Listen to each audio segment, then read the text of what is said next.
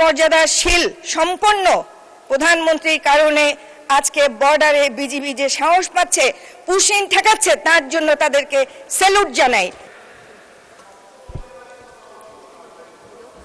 মাননীয় সদস্য, আপনি বসেন, আমরা তো একটা প্রসিডিংসে আছি, আপনি বসেন দয়া করে। বিলকিস ইসলাম, আপনি আপনার বক্তব্য শুরু করেন। বিসমিল্লাহির রহমানির আপনার রহিম। সময় 5 মিনিট। ধন্যবাদ। বিসমিল্লাহির রহমানির রহিম। মাননীয় স্পিকার, আপনাকে ধন্যবাদ।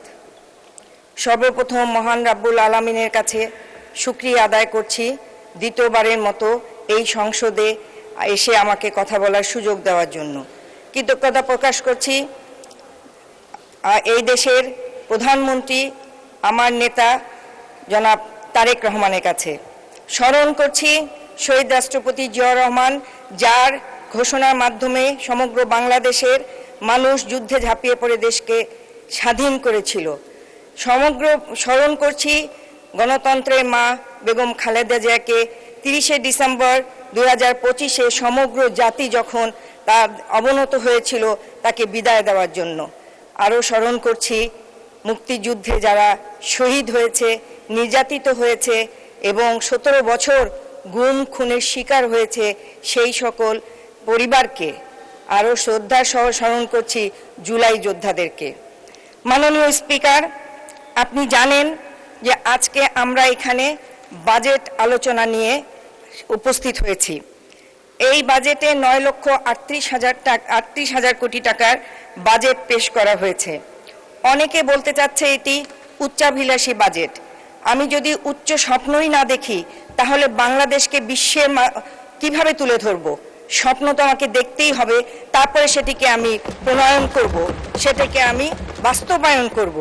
আপনি জানেন আমাদের প্রধানমন্ত্রী দেশের মাটিতে পা দিয়েই বলেছিলেন যে আমার একটি স্বপ্ন আছে, আমার একটি প্ল্যান আছে, সেটি হলো সবাইকে নিয়ে সবার আগে বাংলাদেশকে বিশ্বের মাথায় উঁচু করে দাঁড়ানোর সেই স্বপ্ন। মাননীয় স্পিকার, আগে শুনতাম মোটা চাল, মোটা ভাত, মোটা কাপড়, এটি যথেষ্ট, কিন্তু না, এই বাজেটে আমরা দেখেছি নিত্য প্রয়োজনীয় দ্রব্যের মধ্যে 6টি দ্রব্যের উপরে কর না দিয়ে, কর হ্রাস করে আজকে প্রতিদিনের যে চাহিদা জনগণের, সেটিকে আজকে একটি সুখকর জায়গায় পৌঁছে দিয়েছে। আমরা প্রতিবারই জানি বাজেটের পরে মিছিল হয়, এই বাজেট জনবান্ধব নয়, এই বাজেট মানুষ মারার বাজেট, কিন্তু আজকে এটি প্রমাণিত যে এটি মানুষ মারার বাজেট না। আমরা যে বক্তৃতার আমাদের মাননীয় অর্থমন্ত্রী যে বাজেট বক্তৃতার বইটি দিয়েছেন, সেখানে আমরা দেখতে পাই গণতান্ত্রিক, মানবিক, অন্তর্ভুক্তিমূলক অর্থনীতির অভিযাত্রা।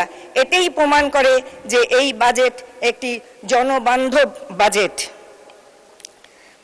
আমরা জানি যে বর্তমান সরকার, মাননীয় প্রধানমন্ত্রী যে ইস্তেহার দিয়েছিলেন, সেই ইস্তেহার অনুযায়ী মাত্র 1 মাসের মাথায় ফ্যামিলি কার্ড পৌঁছে দিয়েছে। আজকে ফ্যামিলি কার্ড, কৃষক কার্ড, সব প্রতিটি ঘরে ঘরে সুখের হাতছানি দিচ্ছে। এটি হয়তো অনেকেরই সহ্য হচ্ছে না, অনেকেই ফ্যামিলি কার্ড বুঝতে পারে না। আমরা জানি এসব কার্ড কাদের মাধ্যমে বিতরণ হচ্ছে? প্রশাসনের মাধ্যমে। এখানে দলীয় কোনো কর্মী এখানে সম্পৃক্ততা নাই। এটাই প্রমাণ করে এই সরকার এবং আমার প্রধানমন্ত্রী একটি নিরপেক্ষ সরকার এবং নিরপেক্ষ প্রধানমন্ত্রী। আজকে আমাদের মৌলিক চাহিদার মধ্যে স্বাস্থ্য, আমরা জানি অন্ন, বস্ত্র, স্বাস্থ্য, শিক্ষা। স্বাস্থ্যের যে ভঙ্গুর অবস্থা, সেখান থেকে আজকে আমাদেরকে স্বাস্থ্যকে তুলে নিয়ে আসতে হচ্ছে। আজকে স্বাস্থ্যের আমাদের নির্বাচনী যে ইস্তেহার ছিল, সে অনুযায়ী 5 বছরে ধাপে ধাপে জিডিপি 5% উন্নীত করার কথা বলা হয়েছে। আজকে কিডনি ডায়ালিসিস এবং হার্টের রিংয়ের জন্য, এছাড়া কঠিন কঠিন রোগের জন্য আজকে যে কর কমানো হয়েছে, তাতে কিন্তু স্বাস্থ্য সেবায় মানুষ উপকৃত হবে।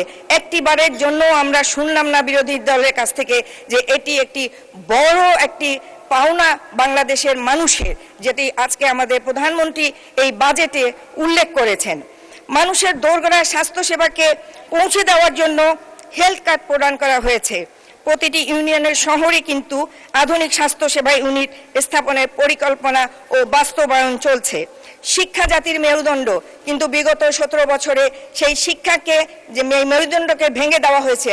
আজকে তাই এই শিক্ষা প্রতিষ্ঠান থেকে সকল তরুণরা বাইরে বেরিয়ে গেছে, বিমুখ হয়ে গেছে। তাদেরকে আবার শিক্ষা প্রতিষ্ঠানে ফিরিয়ে আনতে হবে। এই বাজেটে সেটিরও উল্লেখ আছে। মাননীয় স্পিকার, যেদিকে তাকাবেন সেদিকেই দেখবেন বিএনপি। তার কারণ যা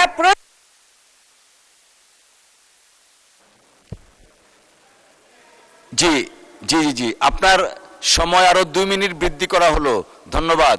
একটু বেশি দেন মাননীয় স্পিকার। যেদিকে তাকাই সেদিকেই দেখি বিএনপি। আমরা জানি দেশের জনসংখ্যার অর্ধেক নারী।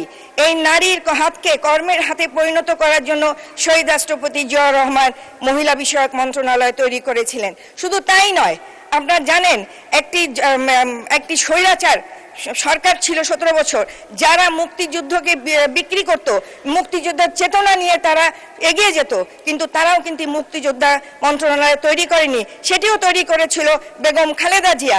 প্রবাসীদের কল্যাণে যে মন্ত্রণালয়, সেটিও তৈরি করেছিল বেগম খালেদা জিয়া। সুতরাং এই বাজেটে সকল ক্ষেত্রেই বরাদ্দ রাখা হয়েছে।